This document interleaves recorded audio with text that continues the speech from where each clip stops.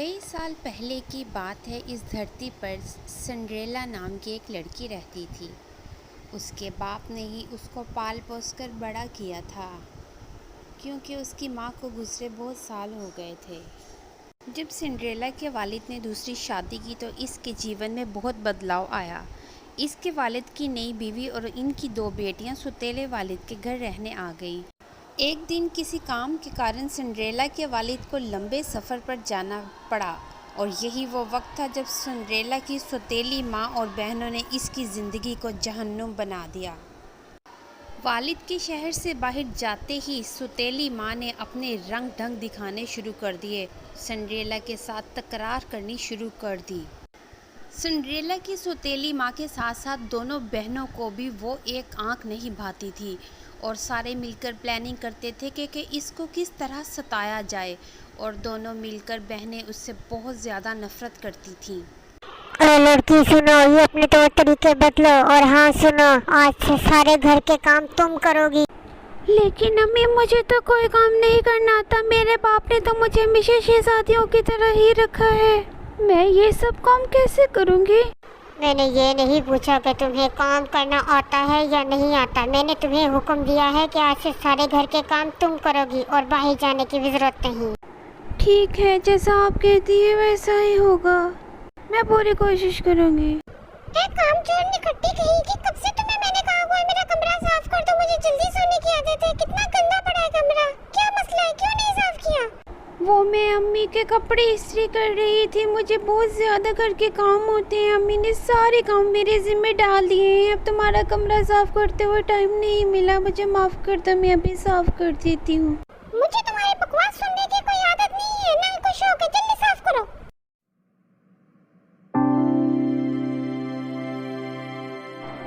Madam, राजकुमार के हुक्म के मुताबिक महल में एक पार्टी रखी गई है।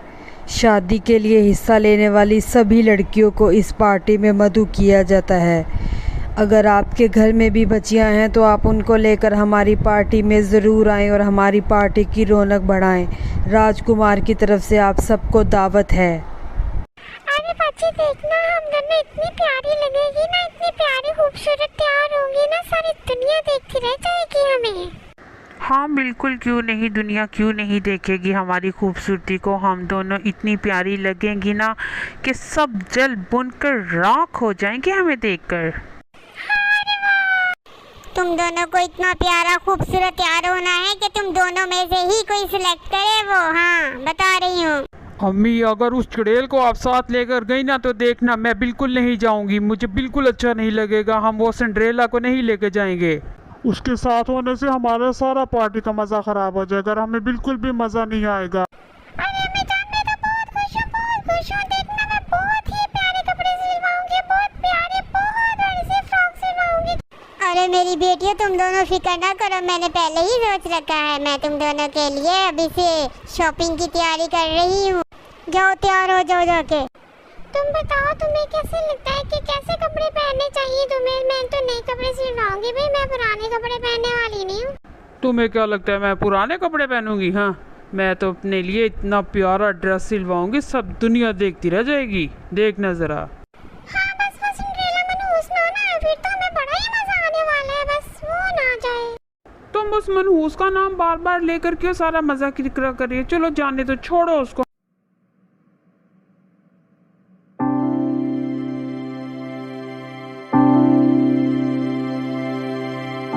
अगर मेरे अब्बू जान होते तो वो मुझे इस पार्टी में ज़रूर लेकर जाते, पर मेरी सौतेली माँ और मेरी सौतेली बहनें कभी भी नहीं चाहेंगी कि मैं उस पार्टी में जाऊँ।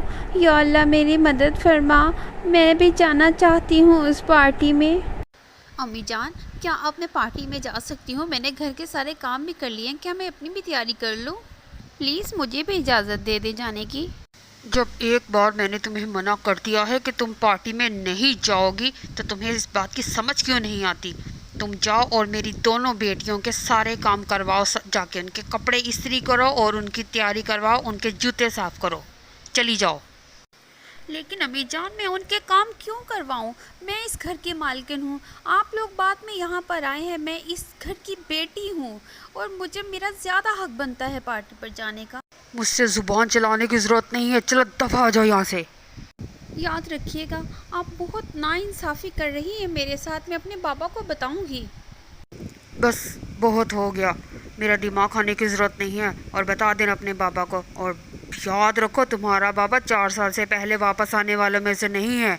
चलो जाके मेरी बेटियों की तैयारी करवाओ जाकर, मनहूस ना हो तो काली नज़र रखी हुई है पार्टी पर। अरे वाह, तुमने तो इतने प्यारे अपने बाल कर लिए हैं, बहुत प्यारी लग रही हो। हाँ, वैसे मैं तो हूँ ही बहुत प्यारी, लेकिन वैसे तुम्हारे बाल भी अच्छे लग रहे हैं, तुम भी थोड़ी अच्छी लग रही हो पहले से। अच्छा सुनो, वो अम्मी कह रही थी कि ना सिंड्रेला को नहीं लेके जाना, उसको बिल्कुल भी कोई बात नहीं बतानी कि हमने क्या शॉपिंग की और क्या चीजें खरीदी हैं।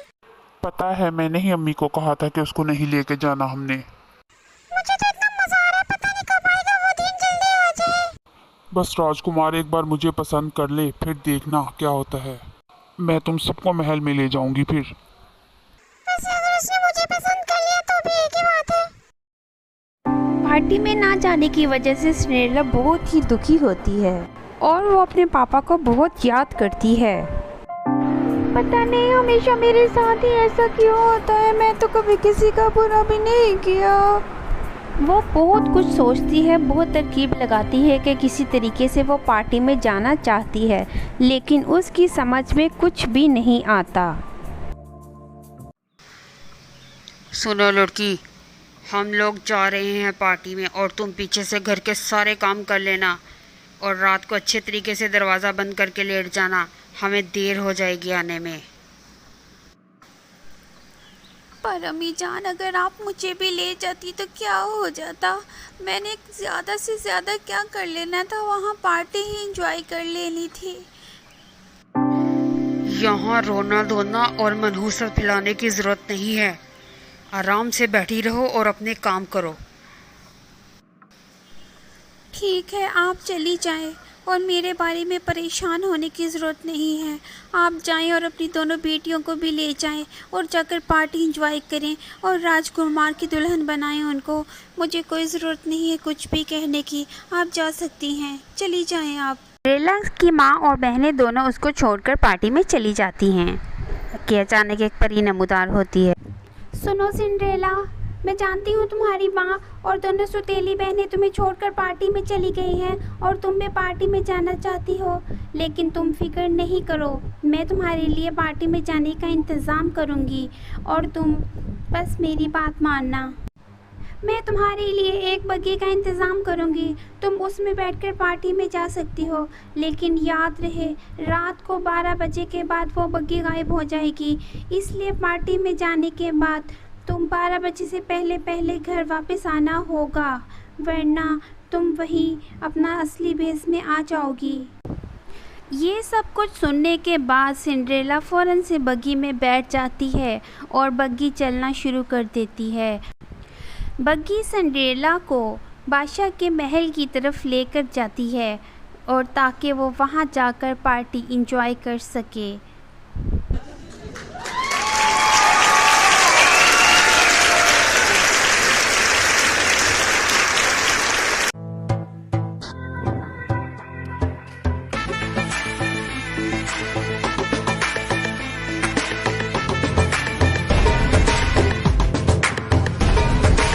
चढ़ा जो मुझ पे सुरूर है, असर तो ये जरूर है, तेरी नजर का कसूर है। आपसा तो क्यों दूर है, ये इश्क का जो फितूर है, नशे में दिल दिल अचूर है। अब तो होश ना खबर है, ये कैसा असर है, होश ना खबर है, ये कैसा असर है, तुमसे सिंड्रेला चूँकि बहुत ही ज़्यादा खूबसूरत लग रही थी, इसलिए दोनों बहनें उसको पहचान नहीं पाईं, लेकिन आपस में ही डिस्कस करती रही कि ये कौन है लड़की। उसकी माँ ने भी उसको पहचाना नहीं, लेकिन फिर भी उसको काट खाने वाली नज़रों से देखती रही। अरे ये क्या हुआ, मुझे लगता है मैं अपनी एक सैंडल वहीं पर जल्दी जल्दी में भूल आई हूँ। अब क्या होगा, अब क्या होगा? शुक्र है किसी ने मुझे देखा नहीं और मुझे किसी ने पहचाना नहीं। शुक्र है मैं उनके आने से पहले घर वापस आ गई हूँ। मुझे सो जाना चाहिए इससे पहले कि अम्मी आकर 100 सवाल पूछें मुझसे। मुझे सो जाना चाहिए। हद है वैसे। मैं उस लड़की को प्रपोज करने ही वाला था कि वो भाग गई, चली गई अपने घर पर। लेकिन देखो, ये उसकी एक सैंडल इधर रह गई है। ऐसे करो, पूरे इलाके में जाओ और उस लड़की को ढूंढो जिसके ये सैंडल पूरी आ जाएगी। ज़रूर उसके पास इसका दूसरा पाँव होगा। मुझे वो लड़की हर हाल। राजकुमार, आप बिल्कुल फिक्र ही ना करें। मैं ज़रूर कोशिश करूँगा उसको ढूंढने की, चाहे इसके लिए मुझे सारी रात लगानी पड़े। लेकिन मैं उस लड़की को ढूंढ कर ही लाऊंगा आपके लिए और आपके हुक्म का पालन करूँगा। आप फिक्र ना करें, वो जल्द ही मिल जाएगी। हम अभी से अपना काम शुरू करते हैं। हाँ, मुझे तुमसे पूरी उम्मीद है कि तुम उसको ढूंढ लाओगे। याद रखना, वो ही मेरी राजकुमारी बनेगी। उसको ढूंढना तुम्हारे लिए बहुत ज़रूरी है। अब जल्दी से जाओ और जितने बंदे चाहिए ले जाओ और उसको ढूंढो। या अल्लाह, मेरी सैंडल ये रह गई थी वहाँ पर और राजकुमार सारे शहर में ढूंढता फिर रहा है उस लड़की को। अब मैं क्या करूँगी? अगर वो मुझे पहनाएंगे तो मेरी सैंडल पूरी आ जाएगी। या अल्लाह, मैं पहले ही ज़िंदगी से बहुत तंग आ चुकी हूँ। जो भी हो बेहतरी ही के लिए हो। मेरी माँ तो बहुत मुझ पे जुल्म कर रही है। वो तो कभी भी मुझे ये सैंडल नहीं पहनने देगी। या अल्लाह, मेरी मदद फरमाना। मेरी माँ से मेरी मदद फरमाना। हाँ जनाब, कैसे आना हुआ हमारे घर? राजकुमार को जौन सी लड़की पसंद आई थी वो अपनी एक सैंडल वहाँ भूल गई थी, तो उसको राजकुमार अपनी राजकुमारी बनाना चाहते हैं। इसलिए हम हर घर में जा रहे हैं उसकी सैंडल पहनाने के लिए। अगर आपके घर में जौन सी बच्चियाँ हैं उनको लेकर आए, हम वो सैंडल चेक करेंगे उनकी। क्या? लेकिन मेरे घर में तो सिर्फ मेरी 2 बेटियां हैं, मैं उनको बुलाती हूँ। आप ज़रा प्लीज़ तशरीफ़ रखें। उनके ही सैंडल हैं ये। उनकी सैंडल गुम हो गई थी। आप उनको पहनाएं, उनकी पूरी आ जाएगी। क्या कर रहे हो? ज़रा आहिस्ता पहनाओ। क्या मेरा पाँव तोड़ोगे? क्या कर रहे हो? अरे माफ़ कीजिएगा मैडम, वैसे ये आपके लिए ही पूरी आ रही है। आपका तो पाँव ही बहुत बड़ा है। क्या तुम थोड़ी और कोशिश नहीं कर सकते? थोड़ी सी और कोशिश करो, आ जाएगी ये। अरे नहीं मैडम, ये बिल्कुल भी आपके नहीं आएगी। चाहे 7 जन्म भी गुजर जाएं, ये फिर भी आपके नहीं आएगी। आप मेरा वक्त ज़ाया कर रही हैं। जाने दीजिए मुझे। तुम क्या करने आई हो यहाँ पर? मैंने तुम्हें मना किया था कमरे से बाहर नहीं निकलना। यहाँ क्या कर रही हो फिर? अरे अम्मी जान, मैं तो सिर्फ मेहमान के लिए चाय लेकर आई थी। मैंने सोचा मेहमान आए हुए हैं तो चाय ले जाती हूँ, वरना मैं तो नहीं आ रही थी। माफ़ कर दीजिए मुझे। अच्छा चलो जाओ भी, अब यहाँ से दफ़ा भी हो जाओ। अपनी शक्ल गुम करो, यहाँ से चली जाओ। अरे नहीं, मेरी मम्मी मुझे बहुत डांटेगी। मुझे जाने दो प्लीज़। मैं नहीं ये पहनूंगी सैंडल। ये राजकुमार का हुक्म है कि इस शहर की हर लड़की ये सैंडल पहनकर देखेगी। अगर राजकुमार के हुक्म के खिलाफ गई तो सज़ा भी मिल सकती है तुमको। ठीक है, मैं पहन लेती हूँ। वैसे भी ये सैंडल मेरी ही है और मुझे आ जाएगी। मैं ही राजकुमार के वहाँ से भाग कर आई थी और मेरी सैंडल वहाँ गिर गई थी। आप चाहें तो पहना कर देख सकते हैं और इसका दूसरा पाँव भी मेरे पास मौजूद है। मैं बस अपनी माँ के डर से आपसे ये बात नहीं कर रही थी। अरे वाह, तुम्हारे तो वाकई ये सैंडल आ गई है। तो मतलब तुम ही वो लड़की थी जिसको राजकुमार ढूंढ रहे थे।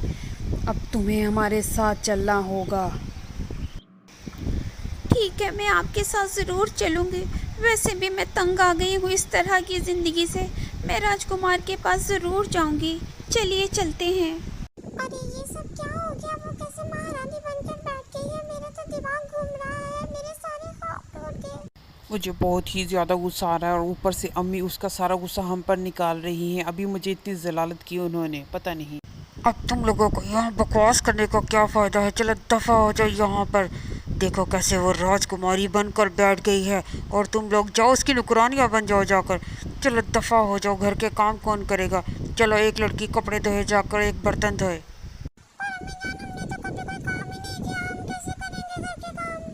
तुम ना करो तो कोई काम, देखना तुम लोगों के हाथ तोड़कर मैं पकड़ा दूंगी तुम्हारे हाथ पे। दफ़ा हो जाओ।